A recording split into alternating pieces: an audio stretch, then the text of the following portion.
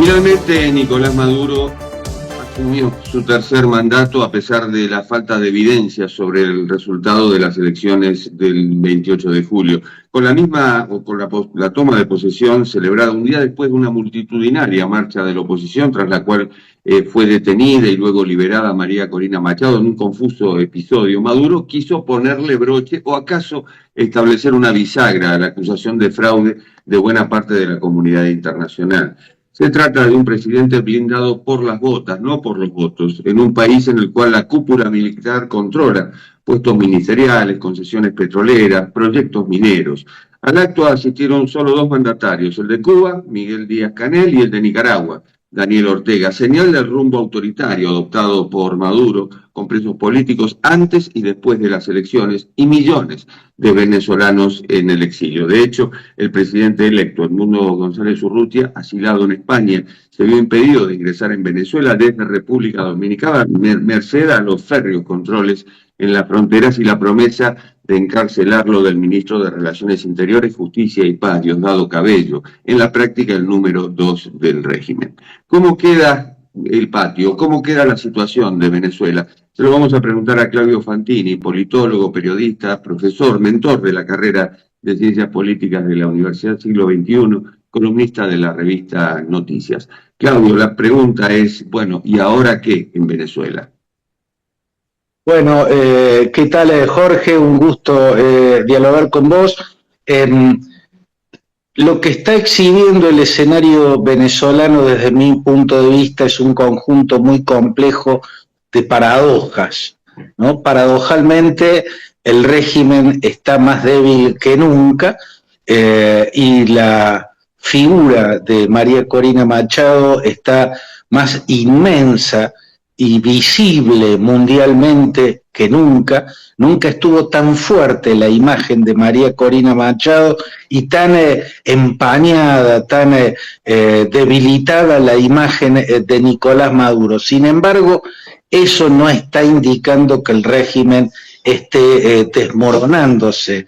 Casi diría que, por el contrario, el régimen está mostrando una solidez que lo que debilita es la credibilidad de María Corina Machado, que lleva meses, las últimas semanas y con plena intensificación en los últimos días, anunciando el final del régimen y sin embargo eso sigue sin suceder. En la medida en que ella transmite una certeza que después no se vuelve realidad, su palabra se va debilitando, va perdiendo credibilidad, no en términos morales, no en términos éticos, pero sí en términos de que sus certezas, en definitiva, están lejos de estar interpretando correctamente la realidad. Bueno, ¿por qué? Y porque el régimen todavía logra que la pata militar no se fisure.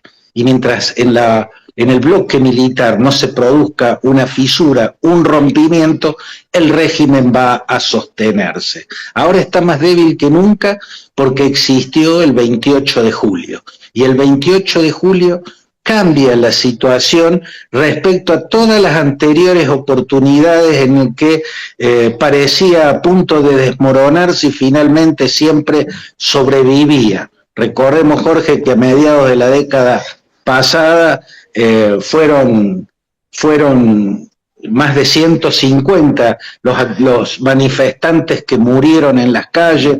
Prisiones militares como Ramo Verde estaban colmadas de presos políticos, igual que el Yare. En el Helicoide se practicaba la tortura a escalas industriales. Parecía que el régimen se iba a caer porque no podía sobrevivir con semejante brutalidad en la represión. Sin embargo, sobrevivió. Y muchas capas dirigentes, Enrique Capriles, Antonio Ledesma, Julio Borges, fueron quedando en el camino. Aparecieron dirigentes más jóvenes, más vigorosos, más carismáticos, como Leopoldo López, como Juan Guaidó, y tampoco pudieron derribarlo. ¿Cuál es la diferencia con el hoy? Bueno, que hoy ha existido el 28 de julio. Y el 28 de julio le mostró a todos los venezolanos con claridad meridiana y al mundo entero que el régimen de Maduro no tiene pudor alguno y que habiendo sido arrasado en las urnas sencillamente institucionalizó una mentira y se aferró a continuar en el poder, cosa que podrá hacer mientras el bloque militar no se fisure y mientras las reformas económicas que emprendió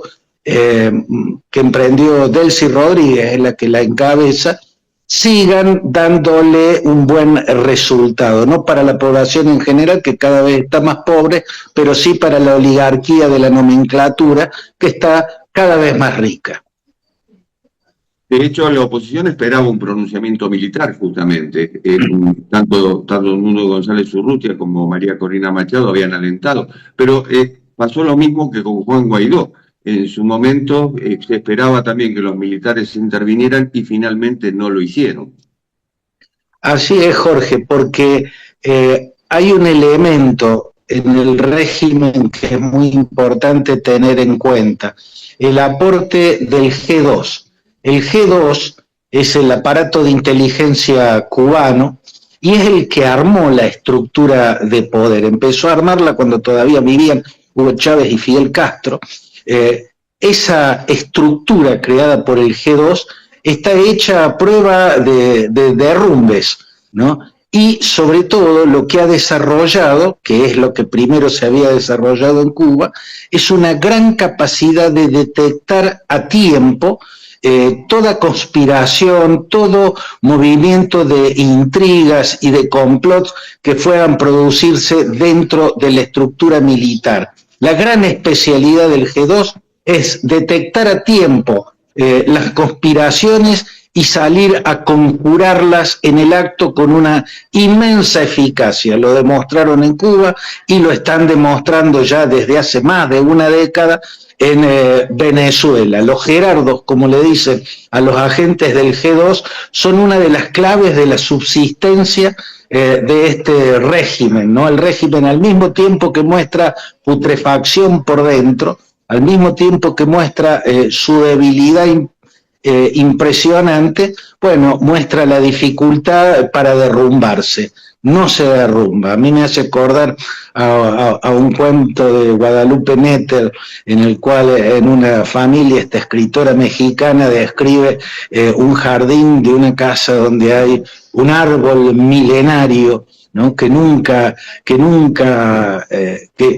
deja de vivir, y en un momento se pudre por dentro y en un momento muere, y aún así, muerto, no se cae, sigue en pie.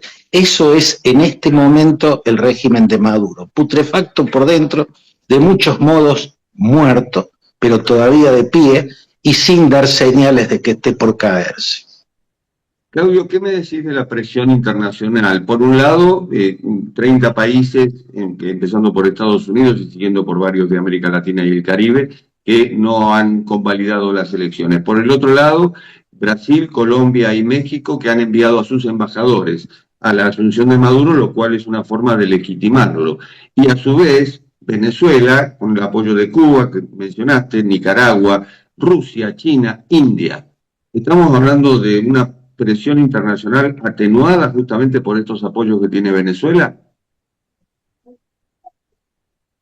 Yo creo que sí, pero creo que lo que va a ser determinante o que va a tener una influencia mucho más mayor es que Brasil cambie la posición y pase de esta posición de crítica, de cuestionamiento, a una posición mucho más dura, ¿no?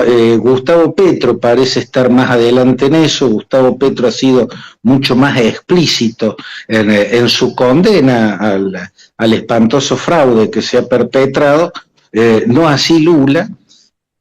Lula ha cuestionado y sigue sin reconocer la victoria autoproclamada por Maduro, ¿no? Pero si llegaran a cambiar de posición e ir a una posición mucho más firme, el gobierno de México, el gobierno de Brasil y el gobierno de Colombia, bueno, el cerco va a ser mucho más fuerte y eso tal vez pueda producir una forma de aislamiento en el cual los vínculos con China, con Rusia, con la República Islámica de Irán, que son exclusivamente económicos, ya no le alcancen.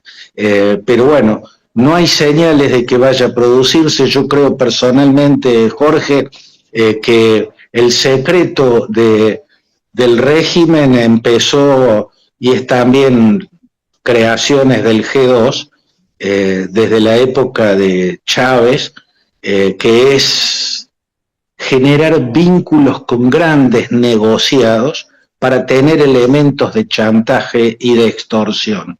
El gobierno de Lula indudablemente tiene un límite muy grande para actuar contra Maduro.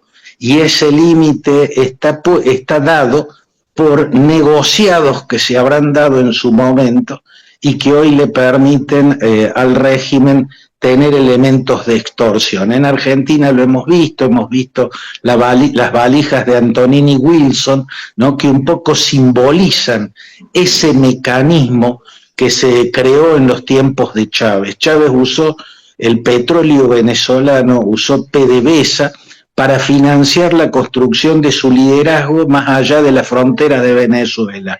Financió con el petróleo de Venezuela su liderazgo a nivel regional, pero también financió la realización de negocios para involucrar dirigencias y gobiernos de todos los rincones de Latinoamérica e incluso del otro lado del Atlántico. Claramente lo demuestra José Luis Rodríguez Zapatero, por ejemplo, ¿no? O sea, Zapatero ha perdido toda objetividad y claramente está a la vista que es un instrumento más de los que cuenta el régimen para ganar tiempo, para iniciar negociaciones que están condenadas a la nada, porque en realidad no tiene el objetivo verdaderamente de entenderse con la disidencia, solamente gana tiempo en las mesas de negociación y en eso José Luis Rodríguez Zapatero siempre le ha sido